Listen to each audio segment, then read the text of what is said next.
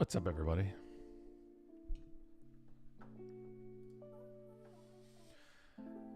I wonder if I should change the music here. Instead of this wonderful song called Sweet Pea by our wonderful Aiden Taylor here. But I should probably change it. Here, it needs sadder music. Hang on. That's better.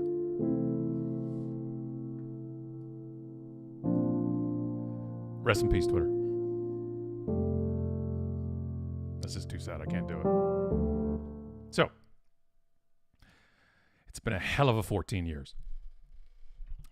Hell of a 14 years. Maybe I should pull this up so I get the comments here too. That's an idea, Scott. How about you be professional? Yeah. To be professional. So, I joined Twitter over 14 years ago. And I see no path out right now of Twitter for it to be salvageable or to even be usable at some point. It's something that is near and dear to my heart, obviously, as well as the company. And, well, most of what I have now all came from this. All came from joining a site in as you can see, 2008, wondering what this Twitter thing is all about. Then I joined and I tweeted that, as you can see. And then I did a little bit with it, and I wasn't getting anything from it. I wasn't getting any traction. I wasn't getting a lot of notice. And then I realized it's about effort. It's about social currency, something we've written about and talked about on stage and in articles. Was the more you give to the platform, the more you get. And I decided in January 2009 that I was going to live on it for 30 days. And as you can see, hi, Teresa. It's wonderful to see you. Yeah.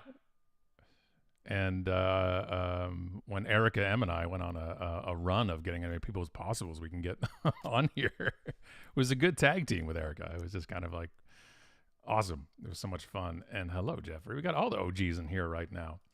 So I joined it, and in January 2009, I decided to live on it for 30 days. And I tweeted 7,000 times in that month. And I said, I'm going to give it all 30 days. I'm going to live on it morning to night. And now with 7,000 tweets, the 80 to 90% of those were replies. And we realized that, that was the trick. And it was different because at the start it was active replies, which was somebody would say something and I would reply to whatever they said. I wasn't tagged. I wasn't anything like that. And then once, I blew up and got bigger, it was still 80, 85% replies, but those are reactive instead of proactive replies, meaning people were adding me and putting me something on something, so I was replying to them. So it certainly switched around. Hey, Wendy. Yeah, it was quite a year, wasn't it? Mike's digging the setup. Thank you. Throw somebody in their basement in a pandemic and they can work wonders in video. And John, look, see the OGs. I knew if I put Rest in Peace Twitter into the live, I'd get some of my OGs in here, and they're all coming in here. Well, look at Jeffrey, Teresa, Wendy, John, William. They're all coming here, and that's it. So it was certainly, and this is what it is, Teresa. This is, I certainly had pulled back from Twitter. I'd probably say 5-6 years ago. I do something that we've written about in the books and stuff called platforming, and kind of, give all my focus onto one platform for a set amount of time. And I'm talking 6 months to 3 years.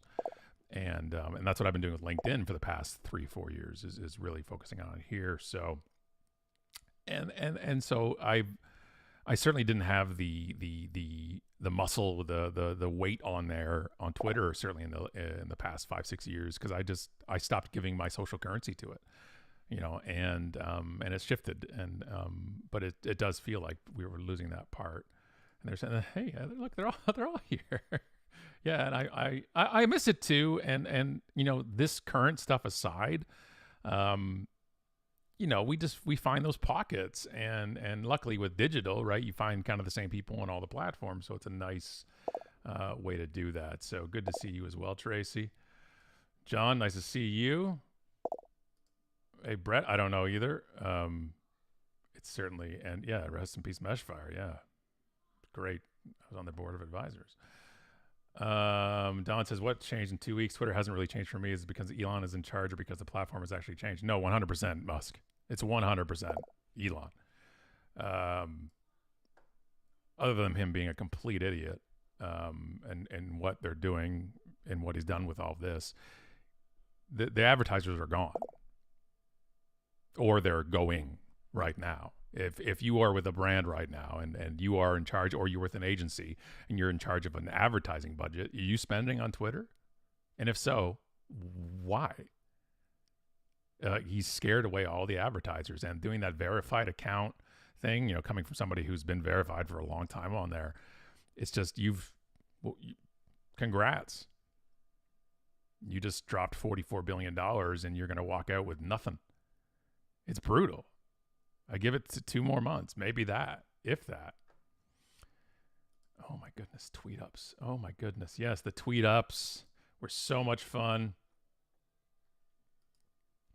And Lanny says, well, I'm not on Twitter OG or use it at all. I'm here for a crash course on what it meant to you and so many out there. Exactly that. And it was like the tweet ups. It was a perfect combination of kind of a lot of things, because when Twitter really blew up and it was at South by, and it really was like the darling of South by that year, whether it was 2007, 2008. And what happened was it was like all these different platforms, and that's the one that got the momentum. And it's back in the old days of 140 characters. Y'all remember retweeting somebody? You remember trying to, if you want to retweet somebody, but their handle was too many characters? And so it's like, look, if you got a 14 character handle or 20 character handle, and I got to manually go RT space at and your name, I can't use it. It's 100. It was fixed 140 characters. So, all my love to the long username people on Twitter. It was painful, but it was a different kind of ecosystem. But what had happened is it created those tweet ups, and it also really spawned. I really think it was the spawning of the social media clubs and all the chapters. Social media clubs were a big chunk of that UnMarketing first book tour, that and American Marketing Association chapters, and tweet ups. I had tweet ups in Vegas. They were a blast. We had them at Diablo's. We had them at the West Wing Bar at the MGM, and it was just nice. It felt like Cheers. It felt like those type of things. Hang on a second.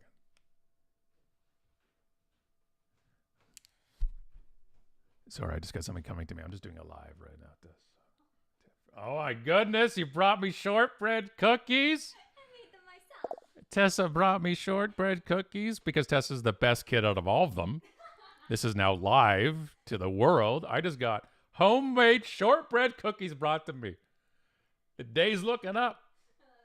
I love you too. Oh my. Excuse me for a second here. Thank you, Tess.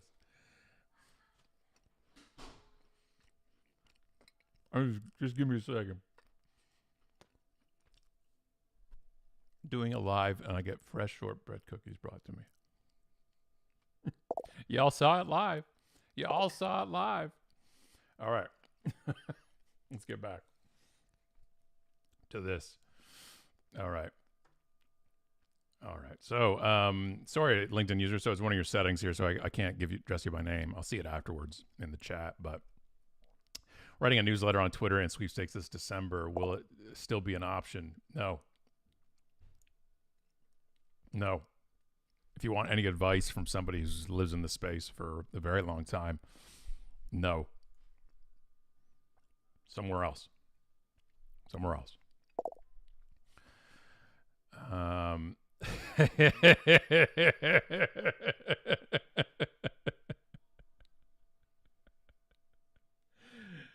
No, Don, there isn't enough for the entire class. Homemade shortbread. What, have I died and gone to heaven?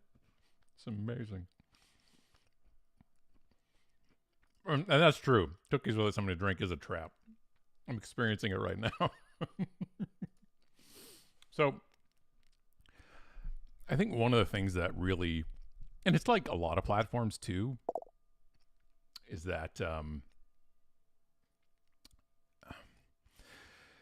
when you have that early adopter part of the curve, and I wasn't original Twitter. Like I wasn't when they first opened it, like, the first week or whatever, but I was in in 08. So, and I know there's people that were there earlier than I was, the Uber early adopters, but it was something that, you hopped onto Twitter and I'm sure, Jeffrey, William, and Teresa, and all of my OGs in here will also remember. You kind of got on there, and it kind of felt like Cheers. I know I'm dating myself, but we're talking about the originals on there, so we're all older. Okay, let's just all be quiet about that. But I feel like Norm on Cheers. You kind of walk in, you're like, "Hey, everybody," and everybody's like, "Norm," and it was Twitter. I would come on and be like, "Evening, everybody," and it'd be like, "Sky," and you say people start saying hello, and Allison would come and say hello, and by the way, no matter what happens with Twitter, I won social media. I won. I'm married to Allison, and we met through Twitter. My first tweet ever is on the wall here. That's what I have on the wall behind me. So, like, on that end, I'm good. But it was crazy like that. You'd hop on there, and exactly. So Don, you got me. See, you're Uber. You Uber geeked it.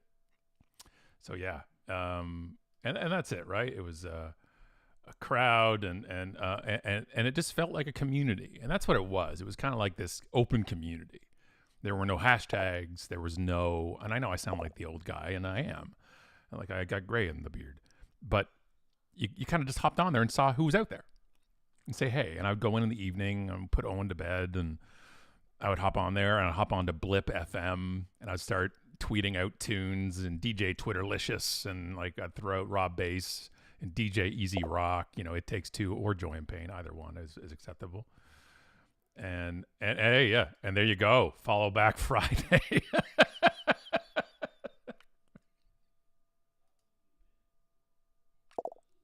Right?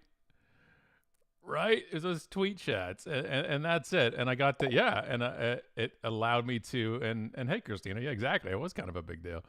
And that was the era of, I was wearing the shirts, and one of the shirts I had was, "I'm kind of a big deal" on Twitter. I got an epic photo of that one too. Let me see if I can find it. I have an epic on Twitter here. Shirt, I loved it. Kind of a big deal on Twitter. Let's see if I can find the shirt. Show me. Where is it? People, they all started selling it too. Like the shirts I would make. So I'm gonna find this. Give me a second here. Probably be in Dropbox. You know what? I freaking love Dropbox for files. Like I can search a word term and it looks in the pictures and stuff. It just makes me very happy. Damn it, I can't find it. That's okay. So yeah, so like you had all these amazing things with that, and right, Blip, and a Groove Shark. Blip and Groove Shark were my two that I would use, and we'd tweet the song out to everybody, and the 140 conferences exactly. Remember those in Kitchener too, and we did, right? That's one of the things, like, because that. Without the good, I don't know if it's a community. You know what I mean? Like, that's the part of community that I love the most, is rallying around issue, of people, a cause. I remember we did for Tanner, for his Catherine's nephew, for we got his wheelchair, his house modified and stuff, and we raised the money for that. We did a few fundraisers for them, and those type of things. For me, it was just perfect. And it's still exactly, that's where Jackass Whisperer came from. That was an incident on Twitter in 2010, and a person that I had known in Toronto, kind of the Toronto crew of people who tweeted. I still remember a lot of people from that Toronto crew. That's how I met a lot of cool people from there. And I had he just randomly sent a tweet. I talked to him a bit in person. We had tweeted a few times, and he just randomly tweeted one day, "I just watched a 10-minute video of UnMarketing speaking, and I didn't shoot myself in the face. I deserve a cookie." Like, that was the tweet. I remember it. vividly. And I wrote back to him. I'm like, and I sent him a message. I said, dude, why the hate? And he's like, it's not hate. It's just reality. Deal with it. And I had somebody send me a private message and said, I want to win him. You should win him over, kill him with kindness. And I said, my job isn't to rehabilitate assholes online. I'm not the jackass whisperer. And I'm like, it's a good hook. And then I tweeted it. And then, fast forward a few years and, and it caught on. So it was perfect. And yeah, exactly, Heather. I remember that. And it was that, but that's it. That's exactly it.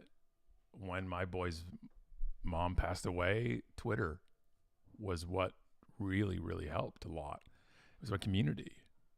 And that's why I would get angry. And I still get angry at people if they try to say that it's not. When they say it's not, that virtual isn't real connections and relationship. And I think that's part of why, too, I get really upset at companies who say, work from home is not us. You can't do that at this company because you can't bond real relationships and bond. And I'm like, no, you don't know what you're doing then. I've formed better friendships, better collaborations, better inspirations, better mobilizations of groups virtually than I ever have in person. It's because we can see beyond our field of vision, literally, physically here. We can go out there and find those people at an arm's length. And I really, really love that. So, Lanny says, got to get this is about the demise of Twitter, but is there a platform you're targeting to move to? And when will the How to Maintain an Epic Beard episode air? So, yes. So one, where you're watching this right now, LinkedIn. LinkedIn to me has become a social site. It was not, for a very long time. I would get pissed off when they would bundle LinkedIn with Twitter and Facebook and stuff as social media, because LinkedIn wasn't. It was your Rolodex. It was a resume. But then they brought in the social aspect of it and the content. Once they pulled that news feed in there and stuff too, then I was good to go. LinkedIn is for me is the thing. I left Facebook, and Twitter is on its last breath for me. And and Teresa, the question, I think most things have a cycle. Just ask MySpace and Friendster and Bebo and I can't even say it though. I can't. Google Plus, But yeah, I think there's certainly a cycle to it. But I think that it depends on it, because did it help Twitter that when they went from 140 to 280? Did it help Twitter when they allowed photos or video? What about Periscope? All those type of things. And I think them shuttering Periscope was a huge now, again, I'm not in the company. I don't have to pay for the servers and everything else. I thought Periscope was a slam dunk. I thought Vine. I'm sorry, not Periscope. Vine. I thought Vine was a slam dunk. It was perfect. Certainly musically, and then now TikTok certainly took it over for that. But yeah. Right. So yeah, I don't really, because you know why they all naturally have a death? Because of humans and greed and investors. Yeah. Twitter is great until they got to make money. Right? Yeah. So every new site you see coming out now, that's going to be the Twitter killer or the Twitter replacement. And they're like, we don't have ads and we don't have this. And they're like, well, okay, you will eventually. GeoCities. I had an Angel Fire site and GeoCities. I still know my Angel Fire URL, by the way. Oh, hot damn. Ladies and gentlemen. UnMarketing Jr. There he is. The man, the myth, the legend. My son. What's up, buddy?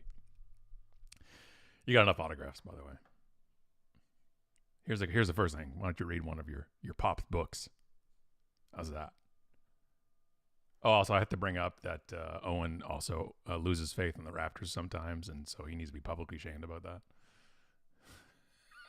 I love you, son.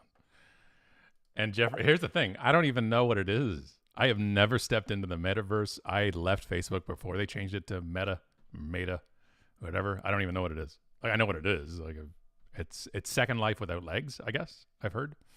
But yeah, I'm out. No thanks. And there you go. And like, great. You know, I get it. You invest your shares and blah, blah, blah, and whatever. You just break it. It just sucks. And it always makes it suck. So yeah, cool. Twitter was losing money before this, and now, like, just do the logical thing, right? So we lay off half the workforce. So we'll look real good on the old expenses side of things. Sure. It's broken. Programming-wise, it's broken. Monitoring-wise, it's broken. Protection's gone. Authenticity, gone. Advertisers, gone. If anybody thinks it'll keep going, I just want to know how. How? We got to stop idolizing these people. We do. It's crazy. Oh, M. Cap. Leanne, I think you had a session at the mortgage event, and I actually wanted to see it. It looked really good. Leadership one. If that was you, can you tell me if it's recorded? Because I really like to see it. And I am huge fans of MCAP. You know that. I have tips. I actually have a whole LinkedIn course that I will put in the comments to this. But if you send me a message, Leanne, I'll give you the link to it on YouTube. It's just like unlisted on my YouTube, or it might be public now. I have a full course on it. It's not long, but it really gets it down to there. And my advice for it is like most platforms, and it's never really changed. Give on the platform. The majority of your time on LinkedIn should be spent in the news feed, commenting, liking or emoting, reacting, or sharing other people's content that resonates with you, not as a strategy, but as curiosity. 80 to 90% of what you do on LinkedIn should be for other people's content. That's how I did Twitter. That's how I did Facebook. That's how I did LinkedIn. That's how I did Rise, Orkut, all the sites. That's the secret. Social media's secret is being social. And we all have been to social events where there's people who you don't want to hang out with and there's people you do. Think about that. Do you like to hang out with people that only talk about themselves the entire time, and every time you say something about yourself, they interject with their own story about themselves, or they one-up you? Then don't be that person. Give.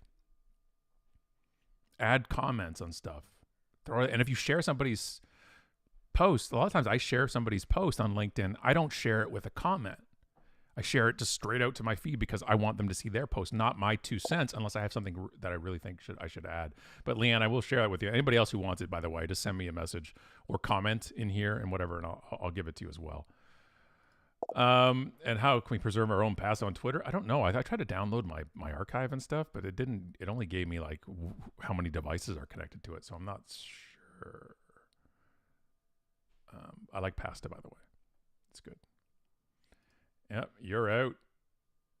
There you go, Leanne. So yeah. I would love to see your session. I really actually wanted to see it. I just messed up the timing because I'm an idiot and I wanted to see it. And by the way, your booth was amazing at the trade show. It was wicked. I loved it. And say hi to Megan for me, if you could. She's the best. Samantha says, how do you recommend businesses, individuals pivot from Twitter? When? Now. How? Elsewhere. You know, LinkedIn is my thing at this point, but yeah. You're the best. Thank you, Leanne. Chris says, Twitter's been dead for years. My last tweet was March 2019. Has it become a cesspool of negativity? Sorry, I missed the beginning. Is this a post-Musk acquisition thing? Yes. Yes, it is. And I agree. But I still liked it. It's where you'd go for real-time stuff. It's the only place I'd go for real-time stuff. It's more voyeuristic for me at this point. I've followed, a lot of sports things and things like that. A lot of, Raptors games, reactions and stuff I would read it for. But people are still getting use out of it. And if you are getting use out of it now, then what do I have to do here, you know? Oh, look at that. Another. I told Leanne to say hi to you, Megan, but you're here. James, I was thinking the same thing the other day with regards to networking is just being social, asking, chatting, talking. It's never changed. It's never changed. Every single platform, every single space, the one thing that makes it work is giving your social currency authentically, not as a tactic. Conversations aren't a campaign. Okay? Asking somebody a question and being interested in them is not a tactic. And if it is, don't frickin' do it. If you don't care about somebody, then don't pretend to. And then just go off and you know, cash checks and snap necks and go to the Catalina wine mixer, right? It's not the place. Social media is a waste of frickin' time for people who don't want to be social. It's a waste. I've always said this. Always. Tweep, I know, just finished downloading their archive. 37 gigs. Hey-oh! Wow. All right. Gotta check the hard drive. Yeah. All right. I gotta go pick up one of the kids from the Go station. This was great. I'm going to come back on and talk again maybe tomorrow about the same thing. I'm going to do tomorrow maybe around the same time. I don't know. We'll figure it out. I'll schedule something. If y'all want to come on tomorrow, this is great. This was fun. A lot of people hopped on here today. I adore y'all. Thank you. Thank you to all the OGs from the virtual world with me. Thank you, MCAP, showing up. Very cool of y'all. So thank you. Appreciate that. And Teresa, yeah, I wouldn't put it past them. So thank y'all. Thank you. I see the comments coming in. Appreciate you all. Take care, as Don would put. I might come back on tomorrow. We'll talk more about this. And we'll talk about what you can do and stuff. But I appreciate y'all taking your time to be in here. And we'll see you at another time.